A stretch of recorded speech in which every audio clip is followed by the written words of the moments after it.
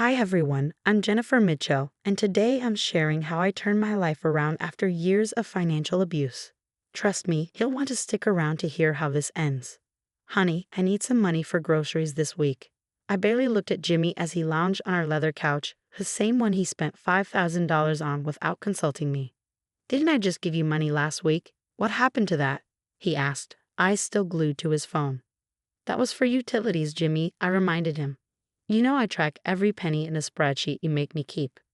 Fine, he sighed, tossing his wallet onto the coffee table. Take $100 and keep the receipts. This was my life for 4 years. I had given up a six-figure marketing career because Jimmy insisted that a wife's place was in the home. Funny how managing the home meant groveling for necessities while he spent lavishly on golf clubs and business dinners. One afternoon, Linda, Jimmy's sister, barged into the house, waving her hand adorned with a massive diamond ring. Jennifer, you won't believe it. Derek finally proposed. She squealed.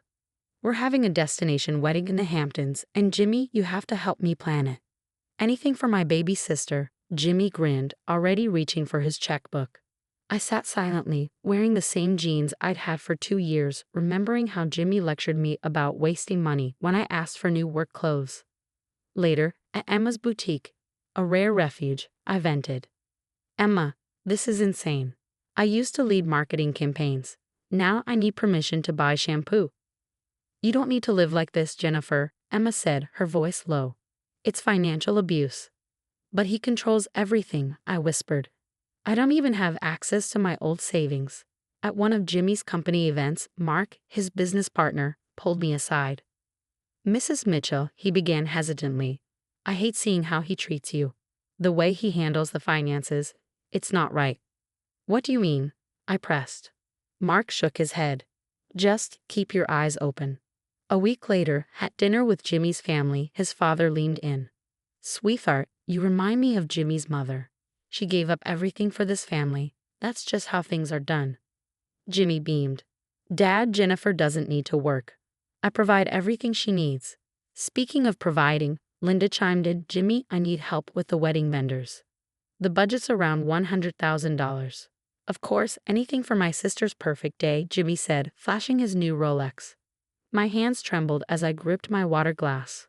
I thought about how I had returned a $25 book last week because Jimmy deemed it non-essential. But they had no idea what was coming.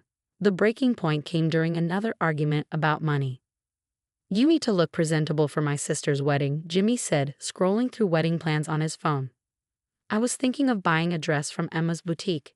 It's just $50. Jimmy's head snapped up. $50? For a dress? Are you insane? It's a $100,000 wedding, Jimmy. I can't wear the same dress I've worn to every event for 2 years. He sneered. You're always after my money. You're nothing but a gold digger. A gold digger? I gave up my career for you. I asked permission to buy toothpaste while you're throwing thousands at Linda's wedding. That's different. She's family. You're just. He stopped himself, but the damage was done. A few days later, Emma dropped a bombshell.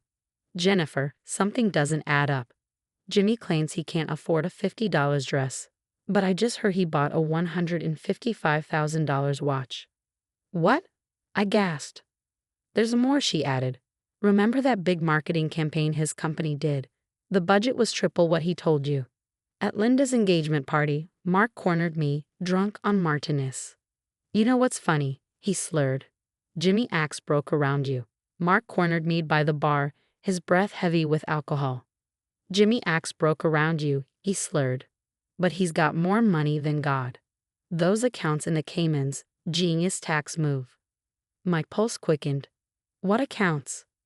Mark's eyes widened as the weight of his slip registered. Without another word, he stumbled away, leaving me frozen, clutching a truth I hadn't been meant to hear. That night, with Jimmy in the shower, I sat at his laptop, the device he'd forbidden me from touching. His password? Still Linda's birthday. Typical. What I uncovered made my blood turn to ice. Offshore accounts, hidden investments, falsified tax documents. The man who nitpicked my grocery receipts was hoarding millions. Jennifer? Jimmy's voice boomed from behind me. I slammed the laptop shut, heart racing. I was just checking the weather. I lied, forcing a smile. The next morning, divorce papers arrived. The reason? Financial irresponsibility and excessive spending. The irony would have been laughable if it wasn't so enraging. I'm divorcing her because she's bleeding me dry, I overheard Jimmy telling Robert. Constant demands for money, emotional blackmail. I sat in my car, gripping the steering wheel. Jimmy thought he destroyed me, but he just made his biggest mistake. He left me with nothing to lose. Look who I brought, Emma said, ushering a sharply dressed man into her boutique's back office. This is my brother, David Hyun. He's a forensic accountant. David scanned the documents I'd secretly photographed. Your husband's not just hiding money, he's stealing it. These transactions. Classic embezzlement. Tears welled in my eyes, but I saved the real dramatics for Jimmy. Please, I begged that evening, can we talk about the divorce? I know I've been demanding. Jimmy smirked, convinced he'd won. At least you're finally admitting it. At Linda's wedding dress fitting, she gloated. It's about time Jimmy got rid of you. You never deserved him. You're right, Linda. I was so foolish, I sniffled, mentally cataloging every expense she mentioned for David's investigation. Later that night, Mark pulled me aside after a business dinner. I can't sleep at night, he whispered. What Jimmy's doing? It's worse than you know. He handed me a USB drive. Company records, transactions, everything. Jimmy promised us guaranteed returns. Catherine, one of Jimmy's clients, confessed I tracked her down. Now our life savings are gone. He blamed market fluctuations. David's face hardened as he reviewed the USB files. Jennifer, Jimmy's been siphoning money from multiple accounts, including. He hesitated. What is it? Your father-in-law's retirement fund. I recalled Robert's proud speech about family loyalty. Meanwhile, Jimmy had drained his own father's savings. The Phoenix development, Mark revealed in another clandestine meeting. Total scam. The money went straight into Jimmy's offshore accounts. At least 15 investors lost everything. Emma helped me maintain the facade of the devastated wife. Just keep playing along, she advised. Let him think he's winning. I've been so blind, I told Jimmy over dinner, watching him gloat. You were right about everything. Well, I'm glad you're finally seeing reason, he replied, admiring his Rolex, probably bought with his father's stolen money. The wedding's next week, Linda announced smugly. Try not to embarrass us, Jennifer. Little did they know, while they were busy selecting flowers and tasting cakes, David was compiling enough damning evidence to sink Jimmy's entire empire. Jimmy thought divorcing me would silence me. Instead, he'd given me the perfect opportunity to destroy him. At Linda's rehearsal dinner, I watched them laugh about my supposed gold-digging ways. They had no idea that in just a few days, their entire world would collapse. Sometimes, karma needs a little push, and I was ready to shove with everything I had. I now pronounce you husband and wife. The priest had barely finished when chaos erupted. FBI agents stormed into the pristine ceremony, their badges flashing under the afternoon sun. Jimmy Mitchell, we have a warrant for your arrest on charges of tax evasion and financial fraud. Linda's perfect Hamptons wedding unraveled in seconds. This must be a mistake, she shrieked, her white dress swishing as she stepped in front of the agents, arms outstretched. What's happening? Robert demanded, his face pale as he clutched his phone. Jimmy, why is my retirement account showing a zero balance? Mark stepped forward, his voice steady yet cold. The company's internal audit revealed significant discrepancies. Mr. Mitchell has been embezzling funds for years. All eyes turned to Jimmy, who was already in handcuffs. His gaze locked on me, furious. You did this, he hissed. You vindictive. Actually, his lawyer interjected during the arraignment days later. The initial tip came from multiple sources, including your own business partners. Within weeks, Jimmy's empire crumbled. The headlines were everywhere. Local business mogul indicted in multi-million-dollar fraud scheme. I can't believe you lived in my house while planning this, Linda spat at me during one of the court proceedings. Like you lived in your brother's house while he stole your father's retirement? I shot back. Robert hadn't spoken to Jimmy since discovering his empty accounts. I defended you, he told him, his voice heavy with regret.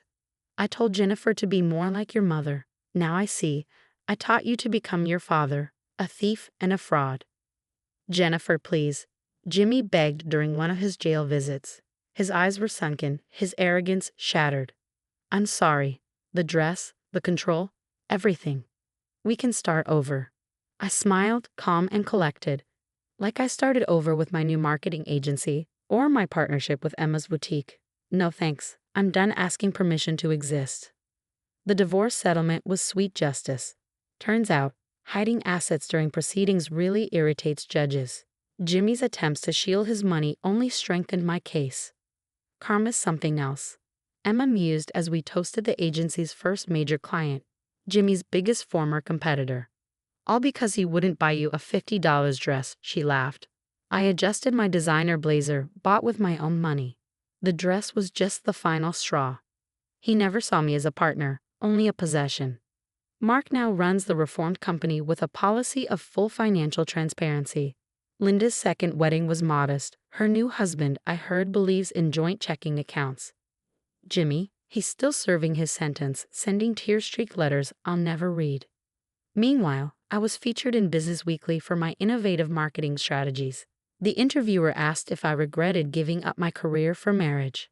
Actually, I smiled. Losing everything showed me how much I could achieve. My office now overlooks the building where I once begged for grocery money.